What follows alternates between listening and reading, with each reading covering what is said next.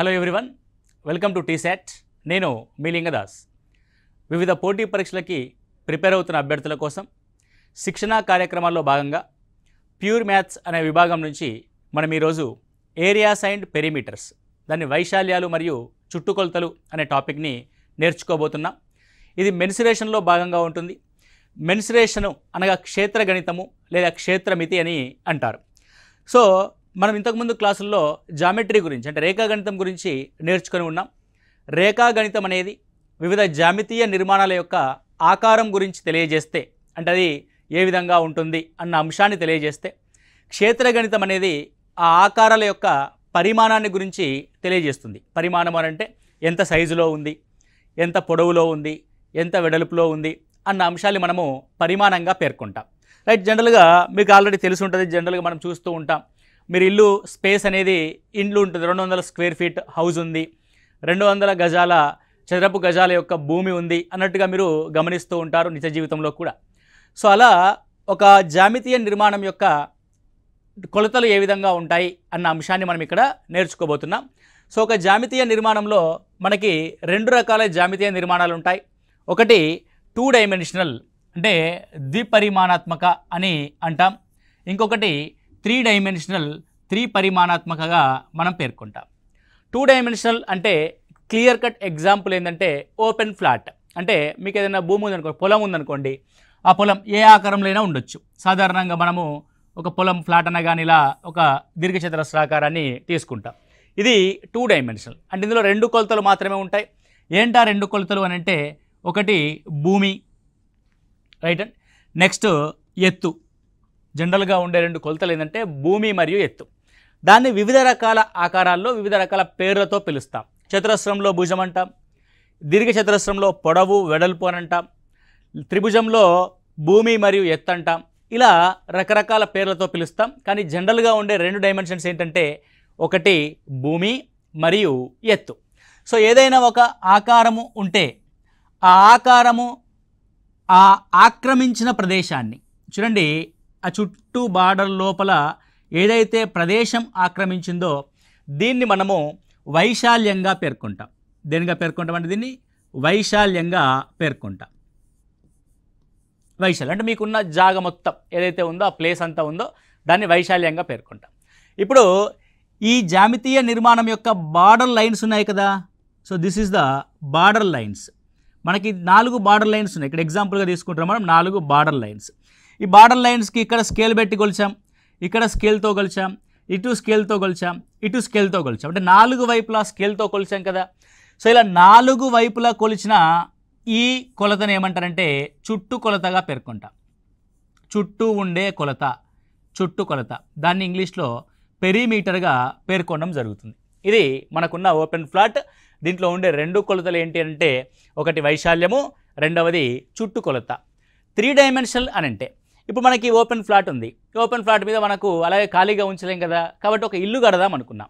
So ఇల్లు అంటే ఎలా కడతాం మనము?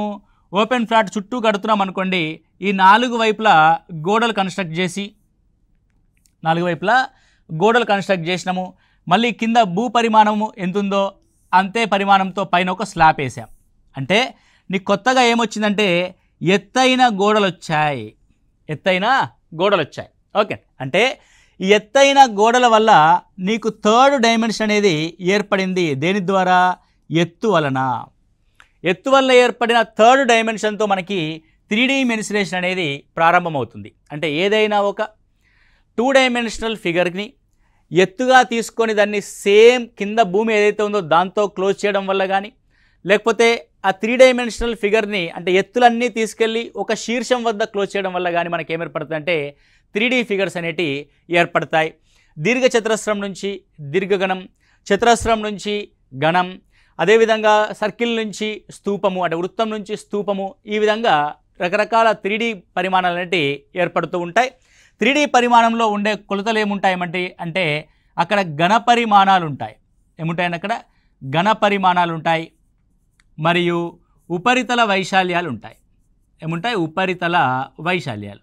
మనకు వాటికి సంబంధించి డీటెయిల్గా తర్వాత తరగతిలో తెలుసుకుందాం. మీకు ఇప్పుడు మెన్సురేషన్ అనేది 2 పార్ట్స్గా ఉంటుందనే విషయం అర్థమైంది. మొదటి పార్ట్ 2 డైమెన్షనల్, అందులో మనం వైశాల్యాలు మరియు చుట్టుకొలతల గురించి తెలుసుకుంటాం. రెండవ పార్ట్ 3 డైమెన్షనల్, అందులో ఘనపరిమాణాలు మరియు ఉపరితల వైశాల్యాల గురించి నేర్చుకుంటాం. రైట్. సో మొదటి పార్ట్ అయినటువంటి వైశాల్యాలు మరియు చుట్టుకొలతల గురించి మాట్లాడితే, సో మనకున్న జనరల్గా ఉండే ఫిగర్స్ ఏంటి, 2 డైమెన్షనల్ జామితీయ నిర్మాణాలు ఏంటి అని అంటే, మొదటగా ఉండేది మనకి త్రిభుజము. త్రిభుజము ABC. మీకు ముందే చెప్పాం, ఒక 2 డైమెన్షనల్ ఫిగర్కి 2 కొలతలు ఉంటాయి. ఒకటి భూమి, దీన్ని బేస్ అంటాం. ఇది భూమి. ఈ భూమి నుంచి ఎదుటి శీర్షానికి లంబంగా గీసిన దాన్ని హైట్ అంటాం. ఇప్పుడు మన యొక్క మనిషి యొక్క ఎత్తు ఉందనుకోండి, ఎత్తు అంటే ఎలా కొలుస్తారు, మనకి నిటారుగా నిలబడండి అని చెప్పేసి మన హైట్ కొలుస్తారు కదా. అంతేకాకుండా ఇట్లా క్రాస్గా నిలబడండి హైట్ కొలుస్తానంటారా, అందరుగా. అంటే భూమి నుండి నిటారుగా నిలబడాలి మనము. భూమి నుండి నిటారుగా నిలబడి ఆ చివరి వరకు ఉన్నదాన్ని ఏమంటారంటే ఎత్తు అని అంటాం. దాన్నే లంబము అని అంటాం. అది భూమి, ఇది ఎత్తు. సో ఏదైనా ఒక త్రిభుజం యొక్క భూమి మరియు ఎత్తులు ఇచ్చినప్పుడు దాని యొక్క వైశాల్యము క్యాపిటల్ ఏ చే సూచిస్తాం. హాఫ్ ఇంటూ భూమి ఇంటూ ఎత్తుగా మనం రాస్తాం. దీన్నే టెక్నికల్గా ఏం రాస్తారు, half into B into H అంటే బేస్ ఇంటూ హైట్ అని రాస్తాం. ఇది సాధారణంగా ఉండే త్రిభుజం యొక్క వైశాల్యానికి ఫార్ములా. త్రిభుజం యొక్క వైశాల్యంలో రకరకాల త్రిభుజాలు ఉంటాయి మనకి. ఫర్ ఎగ్జాంపుల్ సమబాహు త్రిభుజం ఉంది. వాట్ ఇట్స్ మీన్ బై సమబాహు త్రిభుజము అంటే, బాహు అంటే భుజం, సమ అంటే సమానంగా ఉన్నాయి, అంటే అన్ని భుజాలు సమానంగా ఉన్నాయి. ఏబి అనే భుజం ఉంది, స్మాల్ ఏ. బీసీ అనే భుజం ఉంది, స్మాల్ ఏ. సిఏ అనే భుజం ఉంది, స్మాల్ ఏ. ఓకే. సో ఈ విధంగా అన్ని భుజాలు సమానంగా ఉన్న త్రిభుజము సమబాహు త్రిభుజము. అలా కాకుండా 2 భుజాలు మాత్రమే సమానంగా ఉండే త్రిభుజం ఏ బి సి. సో ఇవి 2 మాత్రమే సమానంగా ఉండే త్రిభుజం. ఏ సమానంగా ఉన్నాయి. ఈ అసమాన భుజాన్ని మనము భూమి అని అంటాం, బి. అదేవిధంగా మూడవ రకము లంబకోణ త్రిభుజము. అంటే ఇందులో ఏముంటుందండి, లంబకోణం ఉంటుంది. బి వద్ద లంబకోణం ఏర్పడింది. బి వద్ద లంబకోణం ఏర్పడితే బీసీ మరియు ఏబీలు లంబకోణాన్ని ఏర్పరిచిన భుజాలు. లంబకోణాన్ని ఏర్పరిచిన భుజాలు, దీన్ని ఒకదాన్ని భూమిగా తీసుకుంటాము బి, దీన్ని ఒకదాన్ని హైట్గా తీసుకున్నాం. హైట్ అంటే మీకు ఆల్రెడీ చెప్పాం, భూమి నుంచి లంబంగా ఎదుటి శీర్షానికి ఉన్నదాన్ని ఎత్తు అని అంటాం. కాబట్టి ఇది భూమిగా తీసుకుంటే ఏబి ఎత్తు అవుద్ది, ఏబి భూమిగా తీసుకుంటే బీసీ అనేది ఎత్తు అవుద్ది. కాబట్టి ఇక్కడ డైరెక్ట్గా మనం రాయొచ్చు, ఏమని రాయొచ్చు, దీని యొక్క వైశాల్యం A is equal to half into ఏంటండి, లంబకోణాన్ని ఏర్పరిచిన భుజాల లబ్ధము. వేటి లబ్ధము, లంబకోణము ఏర్పరిచిన భుజాల లబ్ధం. లంబకోణము ఏర్పరిచిన భుజాల లబ్ధంగా మనం పేర్కొంటాం. అంటే ఈ మధ్యకాలంలో ప్రశ్నలు డైరెక్ట్ బేసిక్ పాయింట్స్లోంచి స్టేట్మెంట్స్ రూపంలో అడుగుతూ ఉన్నాడు. ఒక లంబకోణ త్రిభుజం యొక్క వైశాల్యము ఎంత అని అంటే, లంబకోణాన్ని ఏర్పరిచే భుజాల లబ్ధంలో సగము అనే ఒక స్టేట్మెంట్ ఉంటుంది. అలాంటి దానికి మనం ఇక్కడ ఆన్సర్ చేస్తాం. సరే, ఇలా సమబాహు త్రిభుజం వచ్చింది, సమద్విబాహు త్రిభుజం వచ్చింది, లంబకోణ త్రిభుజం వచ్చింది. అలాగే మనకి భుజాలు సమానంగా లేని ఒక త్రిభుజం ఏర్పడుతుంది. భుజాలు సమానంగా లేని ఒక త్రిభుజం అంటే విషమాబాహు త్రిభుజం అని అంటాం. సో విషమాబాహు త్రిభుజంలో ఏ అనే శీర్షానికి ఎదురుగా ఉన్నది స్మాల్ ఏ, బి అనే శీర్షానికి ఎదురుగా ఉన్నది స్మాల్ బి, సి అనే శీర్షానికి ఎదురుగా ఉంది స్మాల్ సి. ఓకే. సో ఏ అనే కోణానికి ఎదురుగా ఉంది స్మాల్ ఏ, బి అనే కోణానికి ఎదురుగా ఉంది స్మాల్ బి, సి అనే కోణానికి ఎదురుగా ఉంది స్మాల్ సి. ఇలా విషమాబాహు త్రిభుజం యొక్క వైశాల్యాన్ని కనుక్కోవడానికి మనకి హీరోన్స్ అనే వ్యక్తి ఒక ఫార్ములాని మనకి అందించడం జరిగింది. దాన్ని హీరోన్స్ ఫార్ములాగా పేర్కొంటారు. హీరోన్స్ ఫార్ములా, లేదంటే కొన్ని చోట్ల హేరాన్స్ ఫార్ములాగా ఉంటుంది, ఏదైనా సరే. సో ఒక త్రిభుజ వైశాల్యానికి ఫార్ములాని చెప్పిన వ్యక్తి ఎవరంటే హీరోన్స్. దట్ హీరోన్స్ యొక్క ఫార్ములా ఏంటంటే under root of S into S minus A into S minus B into S minus సిగా మనం రాస్తాం. This is Heron's formula. Sir మీరు ఏ అంటే చెప్పారు, బి అంటే చెప్పారు, సి అంటే చెప్పారు, ఆ మూడు త్రిభుజం యొక్క భుజాలని, ఎస్ ఎవరు అన్న విషయాన్ని కనుక మనం గమనిస్తే మీకు అప్పటి నుంచి మనం వైశాల్యం గురించి మాత్రమే మాట్లాడుతున్నాం కానీ దీని యొక్క చుట్టుకొలత గురించి మాట్లాడట్లేదు. చుట్టుకొలత అంటే త్రిభుజం యొక్క భుజాల యొక్క మొత్తం కొలత, అది పెరీమీటర్గా మనం పేర్కొంటాం. దాన్ని పిఎంగా రాస్తాం, పెరీమీటర్ అంటే క్యాపిటల్ పిగా రాస్తాం. అదేంటంటే A plus B plus C. Right అండి. సార్ మీరు ఎస్ గురించి చెప్పమంటే పెరీమీటర్ గురించి చెప్తున్నారు ఏంటి అనుకుంటున్నారు కదా. రైట్ అండి. సింపుల్. ఎస్ అంటే పెరీమీటర్లో సగము. ఓకే అండి. So S is equal to ఏంటండి, A plus B plus C by 2. A plus B plus C by 2. So Heron's ఫార్ములాని మనం ఈ విధంగా రాసాం. ఇప్పుడు హీరోన్స్ ఫార్ములాని బేస్ చేసుకొని సమబాహు త్రిభుజం యొక్క వైశాల్యానికి ఫార్ములాని మనము రాద్దాం. ఏ ఏ ఏ. ఓకే. సో ఇప్పుడు దీని యొక్క పెరిమీటర్ ఏమవుద్ది, 3a అవుద్ది. దెన్ ఎస్ ఏమవుద్ది, 3a/2 అవుద్ది. 3a/2 అవుద్ది. S is equal to. Right. So Heron's formula ప్రకారము సమబాహు త్రిభుజం యొక్క వైశాల్యాన్ని మనము ఏ విధంగా రాస్తాము అని అంటే A is equal to, so S is equal to ఏంటి, 3a/2 రాసాం కదా. So simple, under root of 3a/2 into, so S minus A. So S minus A అంటే ఇక్కడ రాస్తున్నాను చూడండి, 3a/2 మైనస్ ఏ. సో 2ని క్రాస్ మల్టిప్లై చేస్తే 3a minus 2a అంటే a/2 వస్తుంది. సో ఇక్కడ ఒక a/2, అదేవిధంగా ఇక్కడ ఒక a/2, అదేవిధంగా ఇక్కడ ఒక a/2. అంటే S minus A is a/2, S minus B is a/2, S minus C also is a/2. కాబట్టి మొత్తం మీద మనకి a/2 ఇంటూ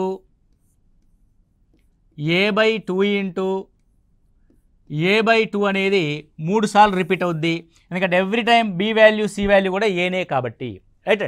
ఇప్పుడు ఇక్కడ చూడండి, 3ని స్క్వేర్లోంచి బయటకు తీస్తే √3, 2 2s are 4, 2 2s are 4, రెండు 4లకి ఒక 4ని బయటకు తీసుకొస్తాం.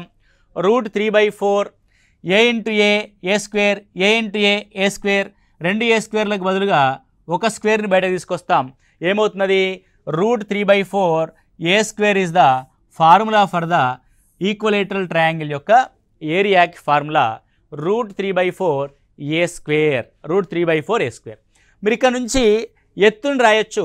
సో ఎత్తుని కనుక్కోవడం అంటే the height of the equilateral triangle అడుగుతాడు అప్పుడప్పుడు. Height of the equilateral triangle రాసామనుకోండి, హైట్ అంటే ఏంటి, మామూలుగా ఏరియా ఈజ్ ఈక్వల్ టు సాధారణ ఫార్ములా ఏంటి, హాఫ్ ఇంటూ భూమి ఇంటూ ఎత్తు. ఓకే.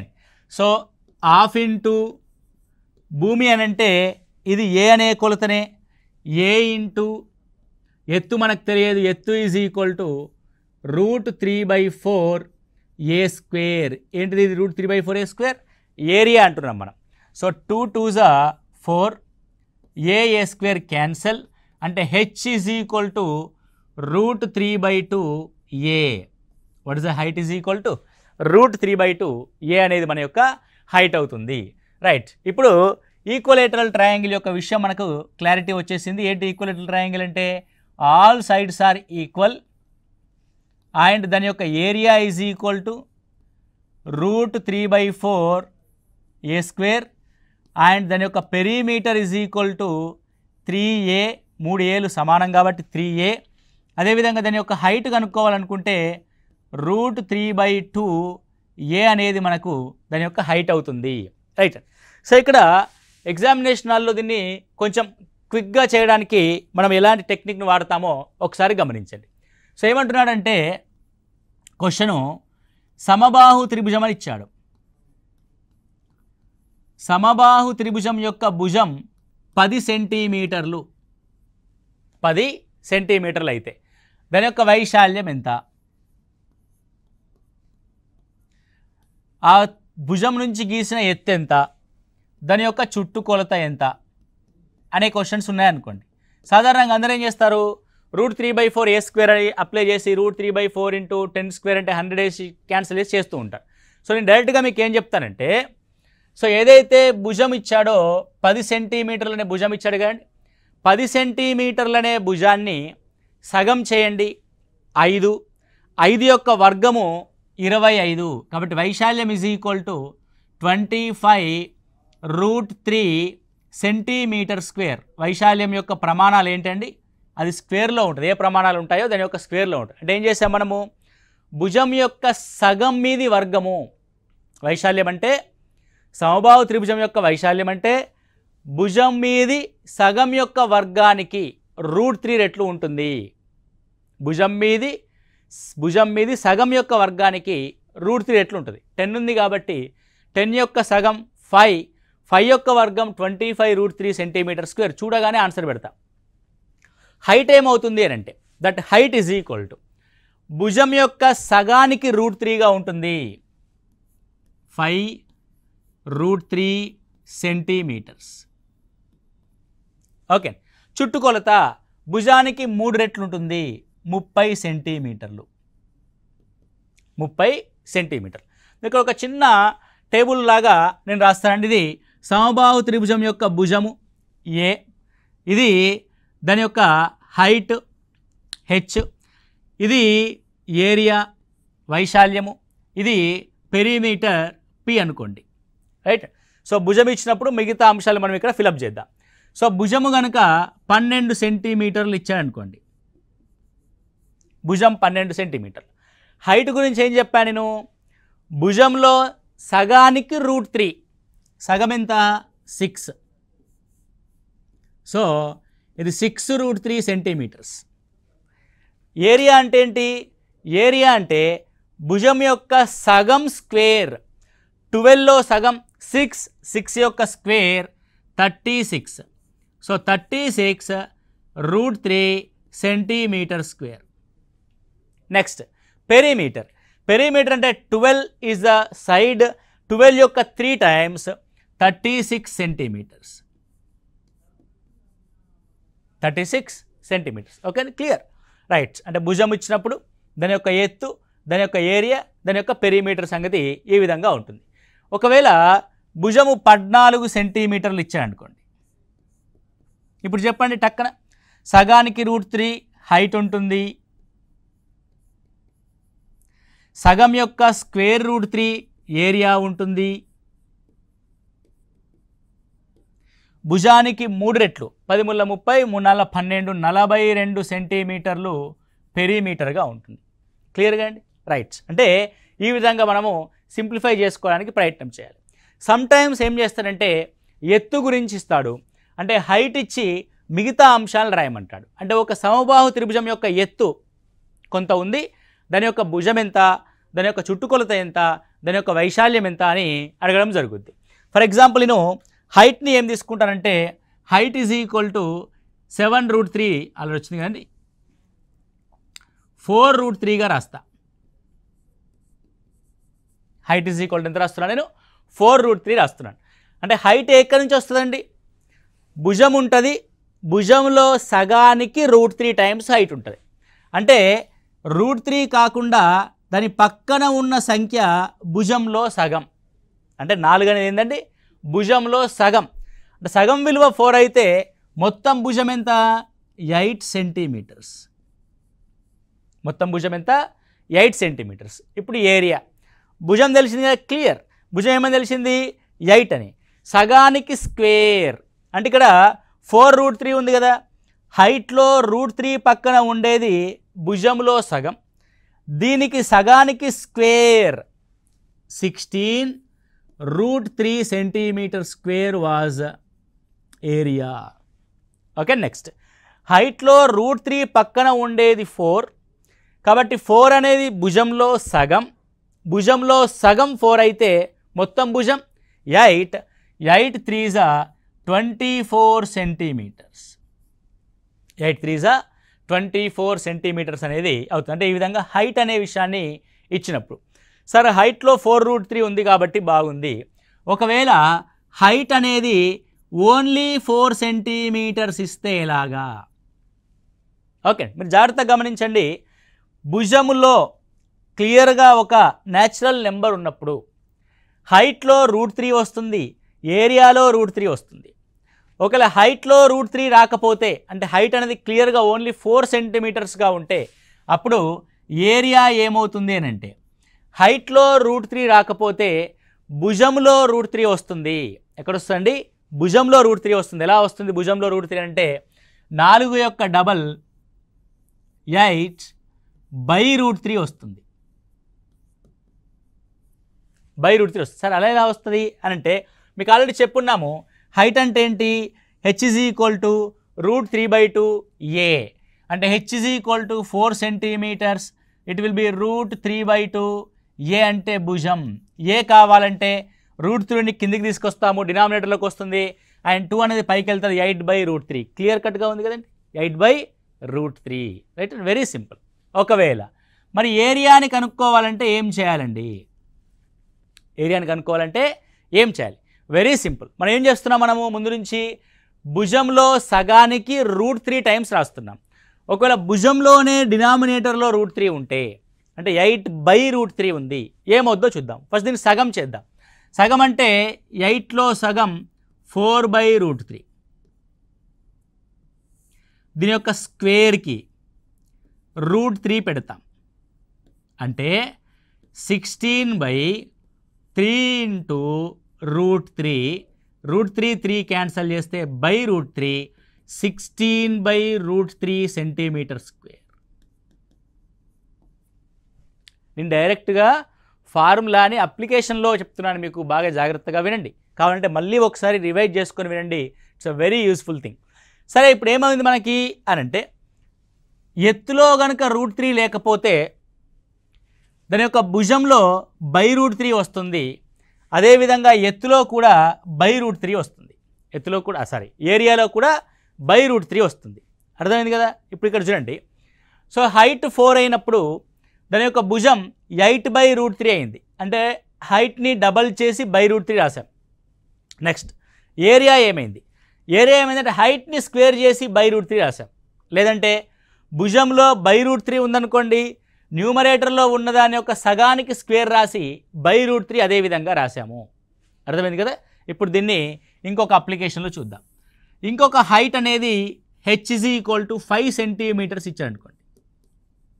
ఇప్పుడు టక్కని చెప్పండి, దాని యొక్క భుజం ఏమవుద్ది? /√3 అవుద్ది. దాని యొక్క ఏరియా ఏమవుద్ది? స్క్వేర్/√3 అవుద్ది, 25/√3. చూడండి, చూడగానే ఆన్సర్ చేస్తాం మనము. ఈ మధ్యకాలంలో చిన్న చిన్న ప్రశ్నల్ని మ్యాచ్ ద ఫాలోయింగ్ రూపంలో ఇస్తున్నారు. అంటే ఒక ప్రశ్నలో 4-5 ప్రశ్నలు ఇమర్చబడి ఉంటున్నాయి. కాబట్టి ఇలాంటి టెక్నిక్స్ నేర్చుకోవడం ద్వారా మనం ఈజీగా ఎగ్జామినేషన్లో టైంని సేవ్ చేసుకోవచ్చు. అంటే height 5, there is no √3. a = 10/√3, capital A, area = 25/√3 whole square. ఒకవేళ h అనేది HA అయితే, అంటే ఫార్ములా రూపంలో రాస్తున్నాను నేను. h అనేది h అయితే దాని యొక్క భుజం = ఏమవుద్దంటే 2h/√3, డబల్/√3 అన్నాం కదా, 2h/√3. మరి ఏరియా = ఏమవుద్ది? ఏరియా = h యొక్క స్క్వేర్/√3. అంటే ఏదైనా ఒక సమబాహు త్రిభుజం యొక్క ఎత్తు కనుక మన దగ్గర ఉంటే దాని యొక్క ఎత్తు యొక్క స్క్వేర్/√3గా మనం సమబాహు త్రిభుజాన్ని రాస్తాము. Okay, clear? రైట్. ఇది సమబాహు త్రిభుజం యొక్క అంశం. అలాగే సమద్విబాహు త్రిభుజం యొక్క అంశాన్ని కూడా మనం ఇక్కడ చూద్దాం. The speciality of isosceles triangle. సమద్విబాహు త్రిభుజం యొక్క ప్రత్యేకత మీకు తెలుసు కదా. ఏంటా ప్రత్యేకత అంటే 2 భుజాలు సమానంగా ఉంటాయి. ఆ 2 భుజాలు సమానంగా ఉన్న వాటిని మనము సమద్విబాహు త్రిభుజం అంటాం. ఆ సమానంగా ఉన్న భుజాల కొలతలు ఏ అవుతుంది? ఏ అవుతుంది. అసమానంగా ఉన్న భుజం యొక్క కొలత భూమిగా తీసుకుంటాం. అంటే సమద్విబాహు త్రిభుజంలో 3 భుజాల్లో ఏవైనా 2 భుజాలు సమానంగా ఉంటాయి. సమానంగా లేని భుజము అసమాన భుజం అంటాం. దాన్ని అసమాన భుజాన్ని బిగా తీసుకుంటాం. సో అసమాన భుజం మీదికి ఒక లంబాన్ని గీస్తే, అసమాన భుజం పైకి ఒక లంబాన్ని గీస్తే సమద్విబాహు త్రిభుజంలో ఏమవుతుందంటే శీర్షకోణ సమద్విఖండన రేఖా సిద్ధాంతం అంటాం. శీర్షకోణ సమద్విఖండన రేఖా సిద్ధాంతం ప్రకారము ఒక శీర్షం నుంచి ఎదుటి భుజానికి గీసిన లంబము ఆ ఎదుటి భుజాన్ని మిగిలిన 2 భుజాల నిష్పత్తిలో విభజిస్తుంది. అంటే మిగిలిన 2 భుజాలు ఏ విధంగా ఉన్నాయి? ఏ అండ్ ఏ సమానంగా ఉన్నాయి కాబట్టి ఇది సమానంగా విభజిస్తుంది అని అర్థం. అంటే ఇది ఏమవుద్ది అప్పుడు? b/2 అవుద్ది. ఇదేమవుతున్నప్పుడు b/2 అవుతుంది. మీరు జాగ్రత్తగా గమనించండి, దీన్ని లంబము అని అన్నాం. అంటే ఇక్కడ ఒక లంబకోణ త్రిభుజం ఏర్పడింది కదా, కాబట్టి ఇందులోంచి ఒక పార్ట్ లంబకోణ త్రిభుజం ఏర్పడింది కాబట్టి నేను ఒక లంబకోణ త్రిభుజాన్ని తీసుకుంటున్నాను మన కన్వీనియన్స్ కోసము. సో ఇది మనం తీసుకున్న రైట్ సైడ్ ఆఫ్ లంబకోణ త్రిభుజం అనుకోండి. అందులో ఉన్న కొలతల్ని చూద్దాం. సో ఇది హైట్ h అంటున్నాం, ఇది b/2 అంటున్నాం, ఇది దాని యొక్క భుజము ఏ అంటున్నాం. ఓకే, సో ఏదో ఒక పాయింట్ డి పెట్టుకోండి. ఇది ఏడిసి ట్రయాంగిల్. లెఫ్ట్లో ఏదైతే ఉందో రైట్లో కూడా అదే విధంగా ఉంటుంది. మీరు ఒక్కసారి లంబకోణ త్రిభుజాన్ని గుర్తు తెచ్చుకోండి. పైథాగర సిద్ధాంతం ఏం చెప్తుంది? లంబకోణానికి ఎదురుగా ఉన్న భుజము కర్ణము, కర్ణం యొక్క వర్గము a² = మిగిలిన భుజాల వర్గాల మొత్తానికి సమానము. మిగిలిన భుజంలో ఒక భుజము h² ప్లస్ b/2² అంటే b²/4.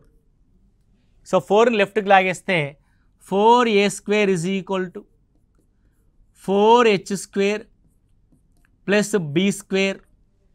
ఓకే, సో నేను హైట్ కనుక్కోవాలనే ఉద్దేశంలో ఉన్నాను కాబట్టి హైట్ ఏం రాస్తానంటే b² లెఫ్ట్కి లాగుతాను. So 4h² = 4a² minus b². అదేవిధంగా h² = 4a² మైనస్ b²/4. అదేవిధంగా ఓన్లీ h కోసం ఏం చేయాలంటే స్క్వేర్ రూట్ పెడతాను. That square root = 4a² minus b²/4. √4 అంటే బయటకు వస్తున్నది 1/2 అవుతుంది. √4a² minus b². అంటే దీని యొక్క హైట్ ఏంటి? ½ √4a² మైనస్ b². అంటే ఎత్తు h సో బేస్ b ఏమో b, దాని యొక్క ఎత్తు h ఏమో √4a² minus b²/2. √4a² minus b²/2. దీని యొక్క వైశాల్యాన్ని కనుక రాస్తే వైశాల్యము ½ into base b into √4a² minus b²/2. That is b/4 into √4a² minus b². That is area a అంశం ఇది. So area a b/4 into √4a² minus b². మీరు జాగ్రత్తగా గమనిస్తే సమద్విబాహు త్రిభుజంలో ఒక లంబకోణ త్రిభుజం ఏర్పడింది. లంబకోణ త్రిభుజం ఏ విధంగా ఏర్పడింది? సమానంగా ఉన్న భుజము లంబకోణ త్రిభుజంలోని కర్ణం కొలతగాను, అసమానంగా ఉన్న భుజంలోని సగము లంబకోణ త్రిభుజంలోని మరొక కొలతగాను ఏర్పడింది. సో హైట్ అనేది లంబకోణ త్రిభుజంలో వేరే కొలత అవుతుంది. అంటే మనకి ఇందులో ఆటోమేటిక్గా ఏం తెలిసిపోతుంది అని అంటే సమద్విబాహు త్రిభుజంలోని భుజాల కొలతలతో ఒక లంబకోణ త్రిభుజం ఏర్పడే కొలతలు దాగి ఉంటాయి అన్న విషయం ఇక్కడ మనకు అర్థమవుతుంది. ఫర్ ఎగ్జాంపుల్ ఈ విధంగా ఉందనుకోండి ప్రశ్న. ఏమనుంది అంటే సమద్విబాహు త్రిభుజము. ఏం త్రిభుజం అది? సమద్విబాహు త్రిభుజం. సమద్విబాహు త్రిభుజంలో సమాన భుజము 5 సెంటీమీటర్లు, అసమాన భుజం యొక్క కొలత 6 సెంటీమీటర్లు. అయినా వైశాల్యం ఎంత అని అనుకోండి. అయినా వైశాల్యం ఎంత? సాధారణంగా ప్రతి ఒక్క అభ్యర్థి ఏం చేస్తారంటే ఫార్ములాని అప్లై చేయడం మొదలు పెడతాడు. ఏంటి సమద్విబాహు త్రిభుజం యొక్క ఫార్ములా అని అంటే b/4 √4a² మైనస్ b². ఇదే కదా మనం ఇందాక నేర్చుకుంది. b/4 √4a² minus b². అంటే ఇక్కడ ఏ అంటే ఏంటి? సమాన భుజం. ఎంత సమాన భుజం? 5 సెంటీమీటర్లు. బి అంటే ఏంటి? అసమాన భుజం. ఎంత అసమాన భుజం? 6 సెంటీమీటర్స్. అందరూ ఏం చేస్తారంటే సబ్స్టిట్యూషన్ చేస్తారు. సో సబ్స్టిట్యూట్ చేద్దాం మనం కూడా. 6/4 అండర్ రూట్ 4 ఇంటూ 5 స్క్వేర్ అంటే ఏ అంటే 5 కాబట్టి మైనస్ బీ స్క్వేర్ అంటే 6 స్క్వేర్ రైట్. సో 6/4 అంటే 2 3s 2 2s 3/2 అన్నది బయట ఉంది. 4 into 25 minus 36. So 3/2 into under root 225 is 100. 100 minus 36 ఏమవుతుంది? 100 మైనస్ 36 64 అవుతుంది. అంటే రూట్ 64 ఏమని రాస్తాం మనం? 3/2 ఇంటూ 8గా రాస్తాం. 2 4s 8, 4 3s 12 centimetre square. 4 3s 12 centimetre స్క్వేర్గా మనం రాస్తాం. సో ఇది సమద్విబాహు త్రిభుజం యొక్క ఏరియా కనుక్కోవడానికి ఫార్ములా ప్రకారం చేయడము. కానీ ఎగ్జామినేషన్లో ఇంత క్యాలిక్యులేషన్ పార్ట్ మనం చేయలేం కదా. కాబట్టి ఏం చేయాలంటే ఇంటర్లింక్ చేసుకుంటూ మనము సబ్జెక్ట్ని చదువుతూ పోవాలి, అలా సబ్జెక్ట్ డెవలప్ చేసుకుంటూ పోవాలి. ఇప్పుడు ఈ సమద్విబాహు త్రిభుజాన్ని లంబకోణ త్రిభుజంతో ఏ విధంగా ఇంటర్లింక్ చేయాలి, దాని యొక్క ఏరియాని చూడగానే మనం లంబకోణ త్రిభుజం ఆధారంగా ఏ విధంగా ఫైండ్ అవుట్ చేయాలనేది నెక్స్ట్ క్లాస్లో మనం చూద్దాం. ఓకే అండి, thank you, all the best.